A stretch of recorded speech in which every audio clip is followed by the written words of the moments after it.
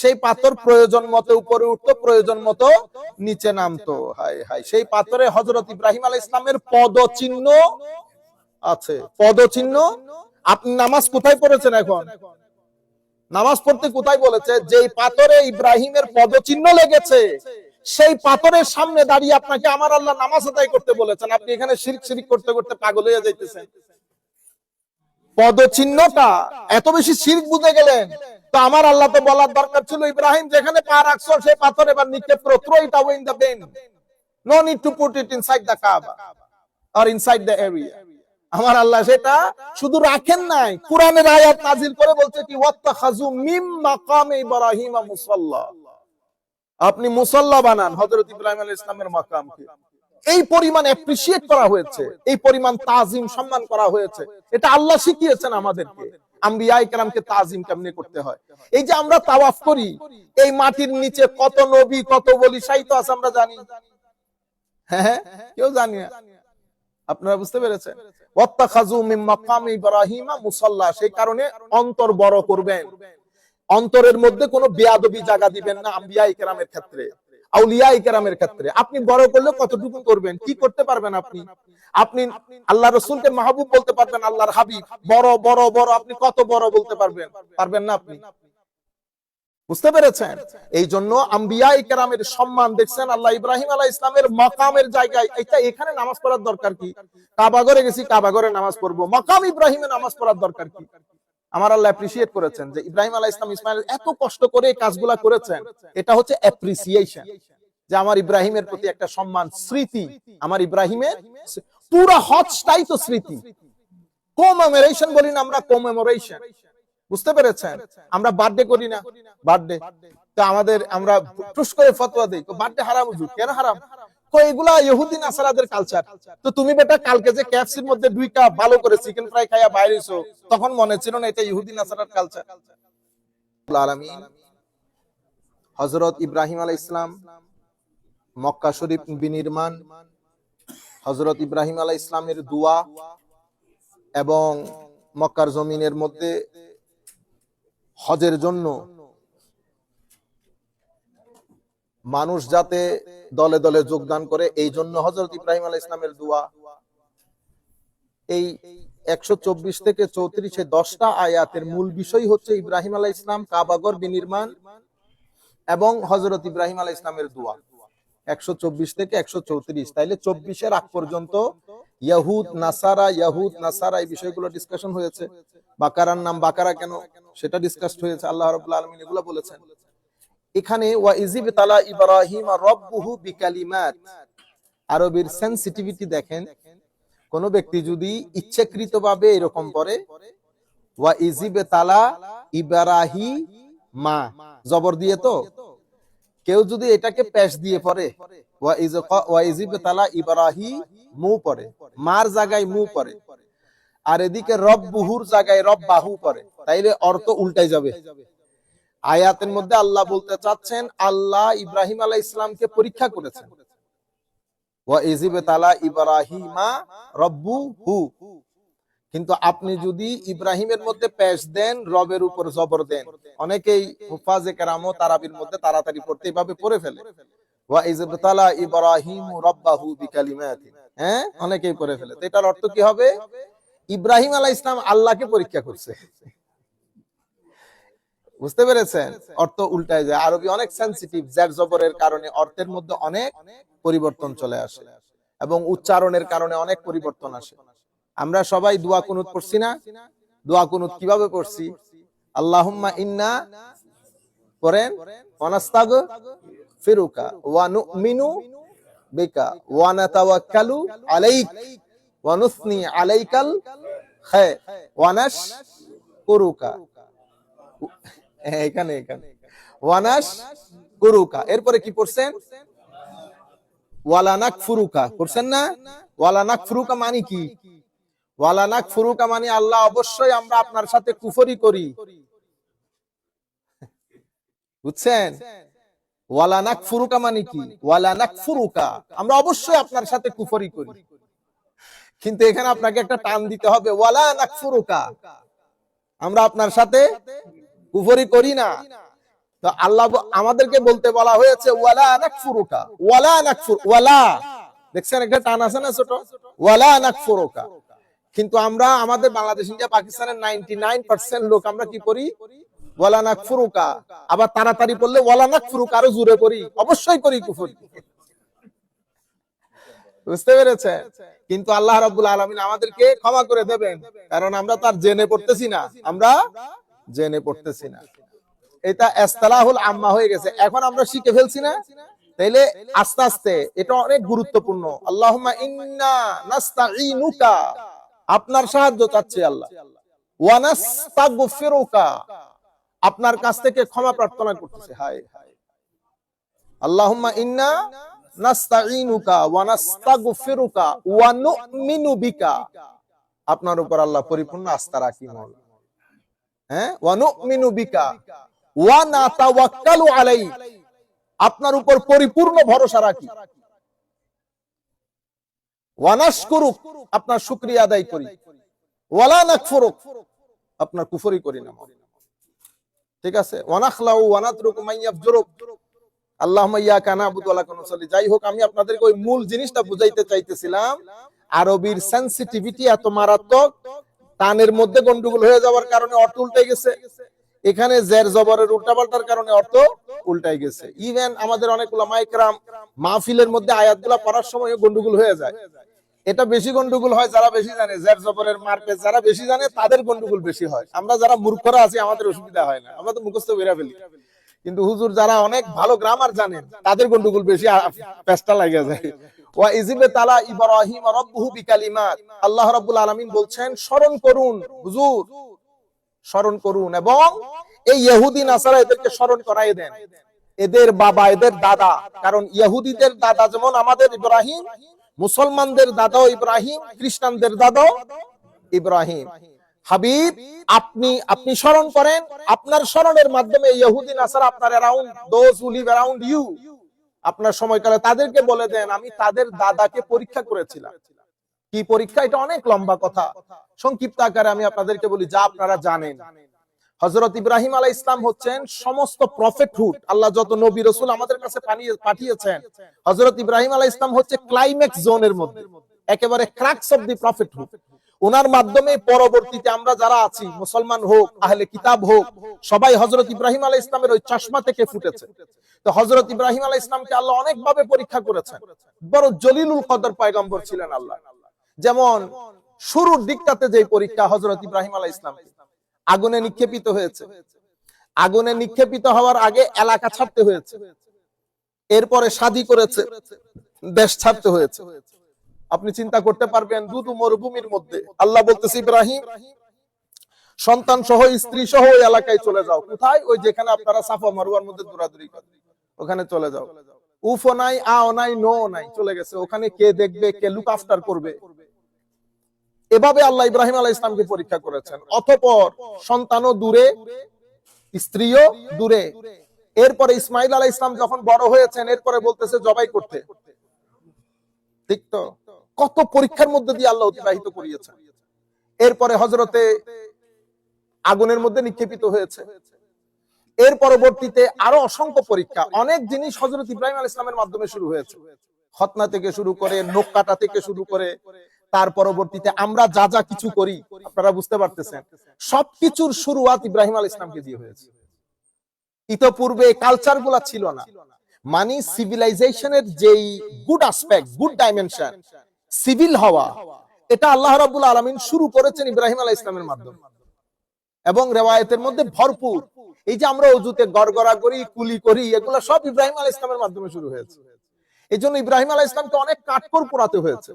সেই কারণে আমার আল্লাহ বলতেছেন ওয়াইজিব তালা ইব্রাহিম রাব্বুহু বিকালিমাত, আমি আমার ইব্রাহিমের যত পরীক্ষা করেছে হাবিব স্মরণ করুন, আমার ইব্রাহিম আমার সমস্ত পরীক্ষার মধ্যে উত্তীর্ণ হয়েছে, সমস্ত পরীক্ষার মধ্যে। এবং নবী জগতের সবচেয়ে করুণ কঠিন পরীক্ষা ছিল সন্তানকে জবাই করা। সেই কারণে আমাদের সুফিয়ায়ে কেরাম কাশফুল মাহজুব থেকে শুরু করে পূর্ববর্তী পরবর্তী যুগের আউলিয়ায়ে কেরাম তাসাউফের কিছু উসুল আছে, উসুল, মূলনীতি, যেগুলোর উপর তাসাউফ দাঁড়িয়ে আছে। মাজার তাসাউফের অংশ না। বুঝতে পেরেছেন? যা আপনারা দেখেন আমরা জিকির করি, তারপর আমরা যা কিছু করি, ওর্স করি, এগুলো একটাও তাসাউফের ইনগ্রেডিয়েন্ট না। না করলে কোনো অসুবিধা নাই।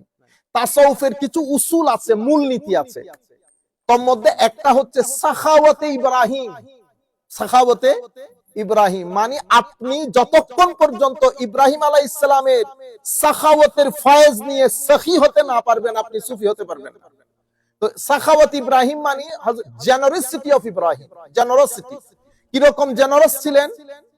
হযরত ইসমাইল আলাইহিস ইসলামকে জবাই করতে বলেছেন, রাজি হয়ে গেছে। আগুনে লাফ দিতে বলেছেন, রাজি হয়ে গেছে। সন্তানদেরকে এরপরে হযরত ইব্রাহিম আলাইহিস ইসলাম অনেক বেশি অতিথি পরায়ণ ছিলেন। রুয়ে জমিনের মধ্যে আমার নবীর পরে আমার নবীর মত, আমার নবী এটা শিখেছেন দাদার কাছ থেকে, হযরত ইব্রাহিম আলাইহিস ইসলামের কাছে। অসম্ভব অতিথি পরায়ণ হওয়া এবং অনেক বেশি মায়া মমতা করা সন্তানদেরকে, এটা হযরত ইব্রাহিম আলাইহিস ইসলাম এক্সাম্পল ছিলেন এটার জন্য। এবং আপনি দেখেন হযরত ইব্রাহিম আলাইহিস ইসলাম অসংখ্য ছাগল, মেষ, ওগুলা নিয়ে উনি চড়াচ্ছেন। হঠাৎ করে আল্লাহ কিভাবে কিভাবে পরীক্ষা করে দেখেন। এক ব্যক্তি আয় হায় মরুভূমি থেকে হঠাৎ করে আওয়াজ আসে না, আল্লাহ। আল্লাহ পাক জানে অত কত কত কত সুইট ভয়েস ছিল এটা। এটা শুনে ইব্রাহিম আলাইহিস সালাম না একেবারে মাদহুশের মতো খুঁজতেছে কে বলেছে কে বলেছে। আসলে এটা ফেরেশতার মাধ্যমে উচ্চারিত হয়েছে। শেষ পর্যন্ত মিলিত হয়েছে, হওয়ার পরে বলতেছে যে আওয়াজ আপনি একবার দিয়েছেন এটা আরেকবার দিন। তো উনি বলতেছেন আরেকবার দিতে গেলে আপনি আপনার অর্ধেক মেষ আমাকে দিয়ে ফেলতে হবে। কত দিয়ে দিলাম? আরেকবার বলেছে। আল্লাহ পাক জানে how sweet it was, how sweet it was. আমার নবী হযরত বেলালকে বলতেন, বেলাল আজান দাও, আমার অন্তরকে একটু ঠান্ডা করে দাও। আরিফনি ইয়া বেলাল, বেলাল আমার হৃদয়কে একটু প্রশান্তি দান করো। Give me comfort and calmness by your azan. বুঝতে পেরেছেন? আবার বলেছে। আবার বলার পরে হযরত ইব্রাহিম আলাইহিস সালাম ওয়াজদের মধ্যে চলে এসেছে, জজবার মধ্যে চলে এসেছে। তো বলতেছে আরেকবার বল। তো আরেকবার বললে বাকি ছাগলগুলো দিয়ে দিতে হবে। তো দিয়ে দিলাম। আবার বলছে, হায় হায়, উনার ওয়াজ আরো বেড়ে যাচ্ছে। বলতেছে আবার বলো। তো এখন দিবেন তো কেউ নাই, আর কিছু তো নাই, কেমনে বলি? তো আপনারা ছাগল যেগুলা দিছি সেগুলা চড়ানোর জন্য তো একজন দরকার হবে, ঠিক আছে, সেগুলা চড়াবো। হায় হায়, তখন ফেরেশতা বলতেছে ইব্রাহিম সাকসেসফুলি পাস। আমি ফেরেশতা, আল্লাহর পক্ষ থেকে আসছি পরীক্ষা করার জন্য।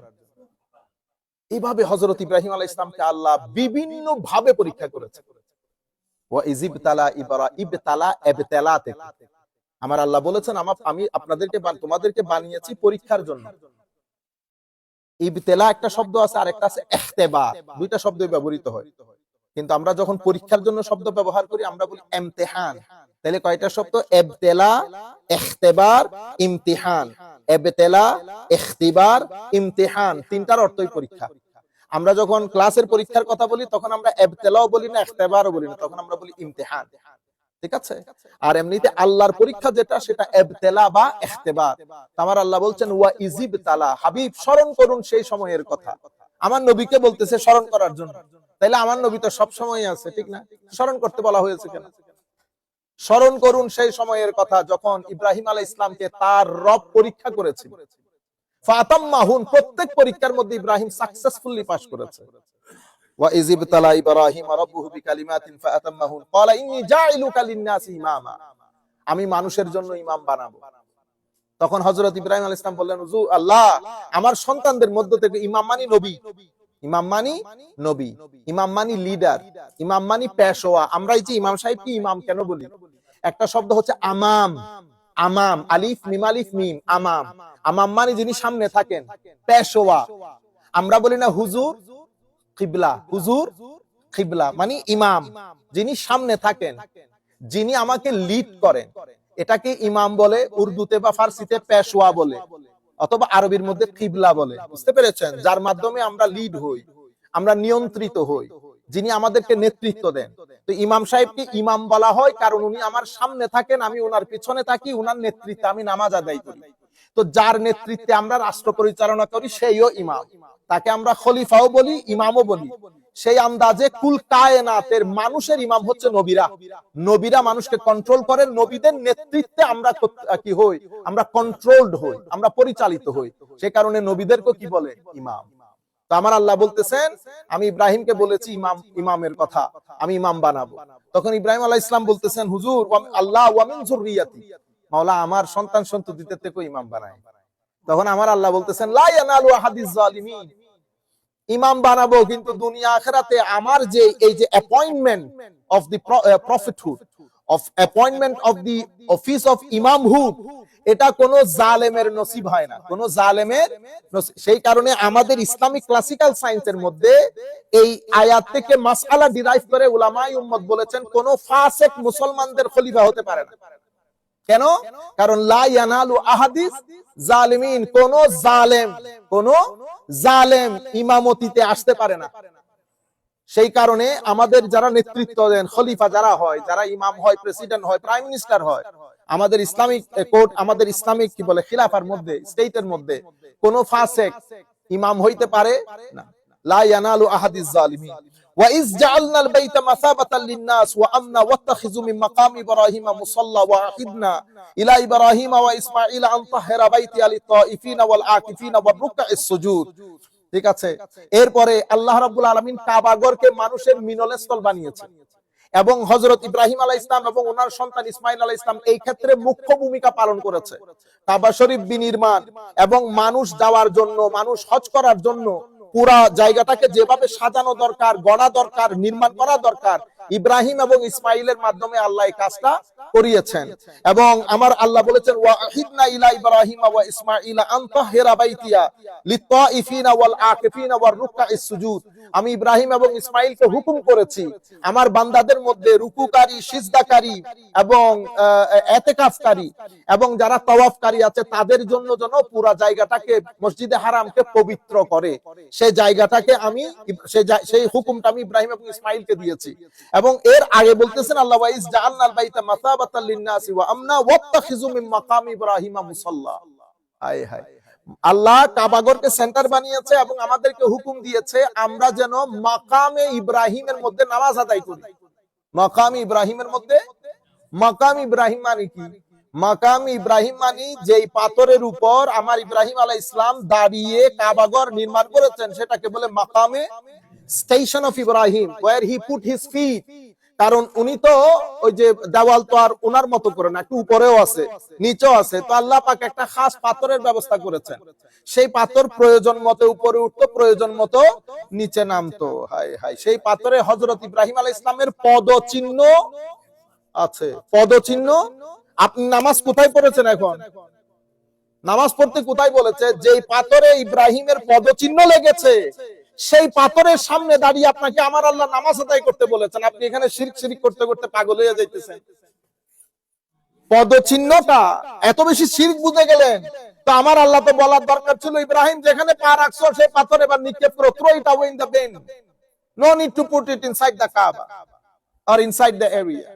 আমার আল্লাহ সেটা শুধু রাখেন নাই, কোরআনের আয়াত নাজিল করে বলছে কি ওয়াত্তাখাযু মিম মাকামে ইব্রাহিমা মুসাল্লা, আপনি মুসাল্লা বানান হযরত ইব্রাহিম আলাইহিস সালামের মাকামকে।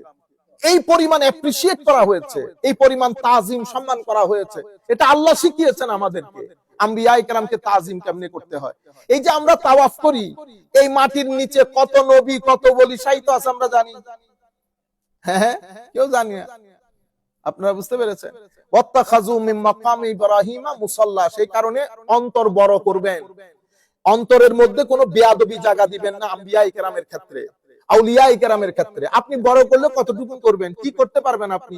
আপনি আল্লাহ রাসূলকে মাহবুব বলতে পারবেন, আল্লাহর হাবিব বড় বড় বড়, আপনি কত বড় বলতে পারবেন? পারবেন না আপনি। বুঝতে পেরেছেন? এই জন্য আম্বিয়ায়ে কেরামের সম্মান দেখছেন আল্লাহ ইব্রাহিম আলাইহিস সালামের মাকামের জায়গায়। এটা এখানে নামাজ পড়ার দরকার কি? কাবাগরে গেছি, কাবাগরে নামাজ পড়বো, মাকাম ইব্রাহিমে নামাজ পড়ার দরকার কি? আমার আল্লাহ অ্যাপ্রিশিয়েট করেছেন যে ইব্রাহিম আলাইহিস সালাম ইসমাঈল এত কষ্ট করে এই কাজগুলা করেছেন, এটা হচ্ছে অ্যাপ্রিসিয়েশন, যে আমার ইব্রাহিমের প্রতি একটা সম্মান, স্মৃতি। আমার ইব্রাহিমের পুরো হজটাই তো স্মৃতি, কমেমোরেশন বলি না আমরা, কমেমোরেশন। বুঝতে পেরেছেন?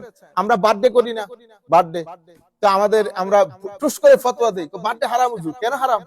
তো এগুলা ইহুদি নাসারাদের কালচার। তো তুমি বেটা কালকে যে কেএফসির মধ্যে 2 কাপ ভালো করে চিকেন ফ্রাই খাইয়া বাইরেছো, তখন মনে ছিল না এটা ইহুদি নাসারার কালচার?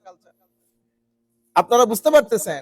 শুনেন, প্রত্যেক জাতির মধ্যে সিমিলারিটি থাকে। আমাদের জাতিগত কোনো দ্বন্দ্ব আল্লাহ রাখেন নাই, এই জন্য দিন আসে নাই। হারাম হবে তখন, ধরেন খ্রিস্টানরা ক্রুশ পরে, একটা ক্রস পরে না, আপনিও যদি এটা পড়েন তাইলে মান তাশাব্বাহা বিকওমিন হয়ে গেছে, মানে যে অন্য একটা স্বজাতির সাদৃশ্য গ্রহণ করে তার হাসর নসর সেই জাতির সাথে হবে, এই হলো হাদিস।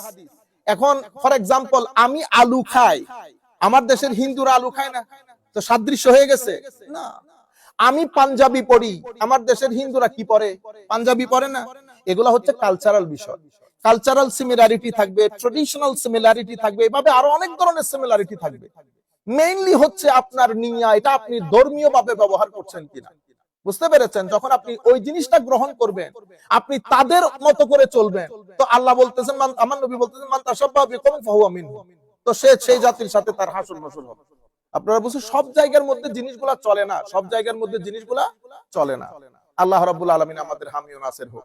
ওয়া ইযিবতালা ইব্রাহিম রাব্বুহু বিকালিমাতিন ফাতাম্মাহুন, এরপর আমার আল্লাহ বলছেন, ওয়া ইয জাআলনাল বাইতা মাসাবাতাল লিন-নাসি ওয়া আমনা ওয়াত্তাখিযু মিন মাকামি ইব্রাহিমা মুসাল্লা। তো এগুলা হচ্ছে অ্যাপ্রিসিয়েশন করা। আমরা যে এই যে আমরা এই এখানে হযরত ইব্রাহিম আলাইহিস সালাম না, শুধু আমাদেরকে বিশ্বাস করতে হয় সমস্ত নবীদের উপর না, সমস্ত নবীদের উপর। কেন? কারণ সমস্ত নবীরা এসে একই মিশন নিয়ে কাজ করেছেন, একই মিশন, ভিশন একই, মিশন একই, চ্যালেঞ্জেস অলমোস্ট একই। তো আমাদেরকে বলা হচ্ছে আমরা যেন তাদের ওই ঘটনাগুলোকে অ্যাপ্রিসিয়েট করি।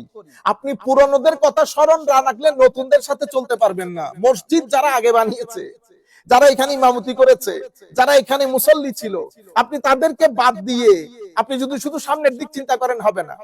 পিছনের গুলাকে চিন্তা করা, অ্যাপ্রিসিয়েট করা, সম্মান করা, এটা আমার আল্লাহর সুন্নাত, নবীর সুন্নাত। সেই কারণে আমরা পিছনের যারা আম্বিয়ায়ে কেরাম, আদম আলাইহিস সালাম থেকে শুরু করে আমাদের ইব্রাহিম আলাইহিস সালাম পর্যন্ত, অতঃপর ঈসা আলাইহিস সালাম পর্যন্ত, আমরা সমস্ত নবীদেরকে মানতে হয়। কিছু দিন থাকে অ্যাপ্রিসিয়েশনের জন্য। আল্লাহ রাব্বুল আলামিন আমার সন্তান দান করেছেন, আলহামদুলিল্লাহি রাব্বিল আলামিন। আপনি সেলিব্রেশনটাকে ডিফারেন্ট ওয়ে করতে পারেন, অ্যাপ্রিসিয়েট করেন, সেদিন সদকা করেন, তাদেরকে জানান দেন। কারণ আমরা এমন একটা সোসাইটিতে বসবাস করি, স্কুলের মধ্যে এগুলা পালিত হয়, আমরা কি করছি? করি নাই। এখন বাচ্চাদের জন্য করতে হচ্ছে। আপনি ধর্মকে সেখানে ঢাল বানাইয়েন না, ধর্মের কোনো কিছু আসে আর যায় না এই বিষয়গুলাতে। যেখানে ধর্মকে ঢাল বানানো দরকার সেখানে করেন, যেই জায়গাগুলাতে আপনি করতে পারবেন সেই জায়গাগুলাতে ডিস্টার্ব করে লাভ নাই। আপনি সেলিব্রেশনটা ডিফারেন্ট ওয়েতে করে দেন। আপনি সেই দিন সদকা করেন, মানুষকে, আপনার আত্মীয় স্বজনদেরকে একসাথে খাওয়া দাওয়া করে আল্লাহর দরবারে শুকরিয়া আদায় করি। কারণ সেই দিনও আমাদের তো শুকরিয়ার দিন, আল্লাহ আমাদেরকে সন্তান দান করেছেন। তো এখানে আল্লাহ অ্যাপ্রিসিয়েট করেছেন আদম আলাইহিস সালাম, ইব্রাহিম আলাইহিস সালামের এতটুকুন কাজ আল্লাহ অ্যাপ্রিসিয়েট করেছেন। আদম আলাইহিস সালাম দীর্ঘদিন পরে হযরতে মা হাওয়ার সাথে পরিচিত হয়েছে, কোথায়? আরাফার ময়দানে। তা আমার আল্লাহ কি করেছেন? হজ করবা, হজের মধ্যে তোমরা উকুফে আরাফা করতে হবে। উকুফে আরাফা মানে কি? আমাদের অনেক ভাই কনফিউজ হয়ে যায়, আরাফার মধ্যে শুধু গিয়ে বসে থাকে। আপনি যদি দোয়া দরুদ না পড়েন কোনো অসুবিধা আছে? ওখানে কোনো ফরজ দোয়া আছে? কোনো ওয়াজিব দোয়া, সুন্নাতে মুআক্কাদা কিছুই নাই। উকুফ মানে just stay in the field of Arafah, anywhere in Arafah. এটা কি? কমেমোরেশন হযরত আদম আলাইহিস সালাম হাওয়া আলাইহিস সালামের সাথে করেছে। আমার আল্লাহ কিভাবে অ্যাপ্রিসিয়েট করেছে দেখেন পুরানো ঘটনাগুলোকে। এরপরে আপনি সাই করেন সাফা মারওয়ার মাঝখানে, কমেমোরেশন এগেইন কার? হযরত হাজেরা। ঠিক যেভাবে উনি দৌড়াদৌড়ি করেছেন, এখন আমাকেও করতে হচ্ছে। আমি জাস্ট কমেমোরেট করা। এখানে কোনো দোয়া আছে? আপনি শুধু হেঁটে হেঁটে হেঁটে হেঁটে, আমরা দোয়া পড়ি কিন্তু এগুলো ফরজ ওয়াজিব সুন্নাতে মুআক্কাদার মধ্যে পড়ে না। আমরা পড়ি দোয়া, আপনি দোয়া না পড়লেও কোনো কিছু আসে যায় না। এরপরে আমরা সবকিছু একেবারে আমরা জবাই করা থেকে শুরু করে, আমরা এরপরে মুজদালিফা যাওয়া থেকে শুরু করে পুরা হজ। সবচেয়ে আজীব বিষয় হচ্ছে যে আপনি মেটাফরিক্যালি আপনি পাথর নিক্ষেপ করেন, আমাদের পাকিস্তানি ভাইদের মতন, বুঝছেন? জুতা সহ তুল্লা মাইরা দেয়। হ্যাঁ, ये शैतान है, इन्हें बड़ा हमें बड़ा सताया, कहते बड़ा सताया भाईजान, इन्हें मारे। वो किसको मार रहे? इन्हें मारे। তো আমরা গেছিলাম যে তখন ওই মার সালে को इन्ना लिल्लाहि व इन्ना, मैंने कहा काका पाकिस्तान से, कहते हैं हाँ काका ये बड़ा सताया। मैंने कहा यार वो अल्लाह का खौफ करो बाबा, ये पत्थर है। নিজেও মারতেছে, নিজের ছেলেকে বলতেছে মার সালে को, इन्ना लिल्लाहि व बाबा ये हज में है, आप जबान को संभालनी है, ताला लगाना है। বুঝতে পেরেছেন? তো এই যে মেটাফোর, আপনাকে আমাদের এই 30টা প্রশ্ন করে তো এগুলা যে মানে এটা তো হাস্যকর, আপনি গিয়ে পাথর মারতেছেন। না না না না না, এগুলো মেটাফরিক্যালি করি, আমরা ওই ঘটনাকে কমেমোরেট করি। বুঝতে পেরেছেন? পুরা হজ কমেমোরেশন, আপনার স্মৃতি।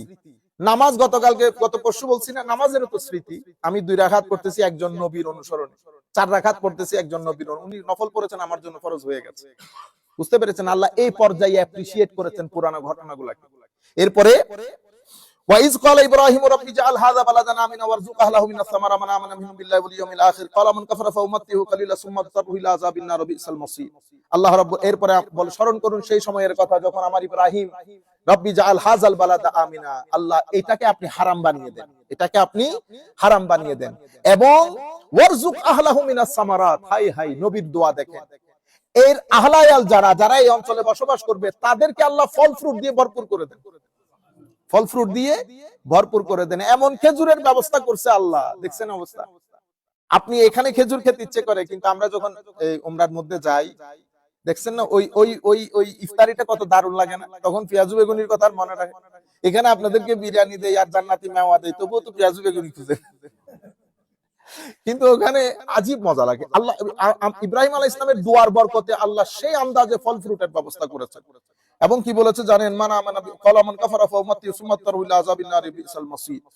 অন্য আয়াতের মধ্যে ফাজআল আফইদাতাম মিনান নাস তাহবি ইলাই, অর্থাৎ মানুষের অন্তরকে এদিকে ঝুঁকিয়ে দেন, গেলে আসতে ইচ্ছে করে। আল্লাহর নবীর দোয়া আল্লাহ সে আন্দাজে কবুল করেছেন। ওয়া ইজ ইয়ারফাউ ইব্রাহিম আল কওয়াইদা মিনাল বাইতি ওয়া ইসমাঈল রব্বানা তাকাব্বাল মিন্না ইন্নাকা আনতাস সামিউল আলিম। হাবিব, স্মরণ করেন সেই সময়ের কথা যখন এরা বাপ বেটা মিলে কাবার বিনির্মাণ করেছে এবং আমার দরবারে দোয়া করেছে, রব্বানা তাকাব্বাল মিন্না, রব্বানা আমাদের রব, তাকাব্বাল মিন্না আমাদের থেকে এই কাজ কবুল করেন, ইন্নাকা নিশ্চয় আপনি, আনতা আপনি, আস-সামি শুনেন, আল আলিম সবকিছু জানেন, নিশ্চয় আপনি সবকিছু দেখেন, সবকিছু জানেন, আমাদের পক্ষ থেকে এটা কবুল করেন। রব্বানা ওয়াজআল মুসলিমাইনি লাকা ওয়া মিন যুররিয়াতিনা উম্মাতাম মুসলিমাতাল লাক ওয়া আরিনা মানাসিকানা ওয়া তুব আলাইনা ইন্নাকা আনতাত তাওয়াবুর রহিম। আল্লাহ ওয়াজআলনা মুসলিমাইনি লাক, আমাদেরকে আপনার মুসলমান আজ্ঞাবহ হিসেবে কবুল করেন, এবং আমাদের পরিবার পরিজন থেকে, পরবর্তী যুররিয়ত থেকে, বংশধর থেকে উম্মতে মুসলিমা যারা আপনার আজ্ঞাবহ হবে তাদেরকে আপনি অস্তিত্বের মধ্যে আনেন।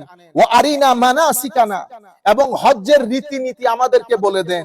ওয়া তুব আলাইনা, আমাদেরকে ক্ষমা করেন। ইন্নাকা আনতাত তাওয়াবুর রহিম, নিশ্চয় আপনি তওবা কবুলকারী এবং দয়ালু। অর্থাৎ পুরা হজের বিষয়টা হযরত ইব্রাহিম আলাইহিস সালামের মাধ্যমে সেটেল ডাউনের আগ পর্যন্ত হযরত ইব্রাহিম আলাইহিস সালাম এই আন্দাজে আল্লাহর দরবারে দোয়া করে হজের বিষয়, উমরার বিষয়, ইতিকাফের বিষয়, তাওয়াফের বিষয় সবকিছু। কিন্তু ইব্রাহিম আলাইহিস সালাম দোয়া করার সময় বলেছেন, আল্লাহ আমাদেরকে এবং আমাদের পরবর্তী নসলের মধ্যে মুসলমান করেন। আমরা আল্লাহ পাকের মেহেরবানিতে মুসলমান হয়েছি, এবং আমার নবী সাল্লাল্লাহু আলাইহি ওয়াসাল্লাম ইসমাইলের ঘরানা থেকে আমার নবী দুনিয়ার মধ্যে তশরিফ এনেছেন। তো হযরত ইব্রাহিম আলাইহিস সালামের দোয়া ছিল, আমাদেরকেও মুসলমান করেন, আমাদের পরবর্তী নসলের মধ্যে মুসলমান রাখেন। তো পরবর্তী নসলের মধ্যে আমার নবী কার মাধ্যমে দুনিয়াতে এসেছে? নিজের মা বাবার মাধ্যমে না? নিজের মা বাবার মাধ্যমে। তো নিজের মা বাবা, আমার নবীর মা বাবাকে আমরা যে ওয়াজে তকরিরে কাফের বলি, ইব্রাহিম আলাইহিস সালামের দোয়া দেখছেন না, কোন বেহায়া হয়, বেগাইরত হয়। বেগাইরতের একটা সীমা থাকে মানুষ, এগুলা তো জবানে আনতেও খারাপ লাগে। আমার নবীর আম্মা জান, আব্বা জান, আপনি যে বলতেছেন, মানে এগুলা আজীব লাগে, এগুলা ঘৃণা হয় আমাদের দেখতে। জবানের মধ্যে আনতে তো, আরে বেটা নিজের বাবা যদি শরাবখোর হয়, বলতে চাই কেউ বলে? হযরত ইব্রাহিম আলাইহিস সালামের দোয়া হচ্ছে, আল্লাহ আমাদেরকে মুসলমান করবেন, আমার পরবর্তী নসলে মুসলমান আনবেন। তো পরবর্তী নসলের মধ্যে মুসলমান আনে আল্লাহর দরবারে দোয়া কবুল হয়েছে। তো ইব্রাহিম আলাইহিস সালাম বলছেন পরবর্তী নসল মুসলমানদের মধ্যে হোক। আপনি বলতেছেন রাসূল পাকের মা বাবা কি ছিল? মুসলমান ছিল না। তো ইব্রাহিমের দোয়া তাইলে কবুল হয় নাই?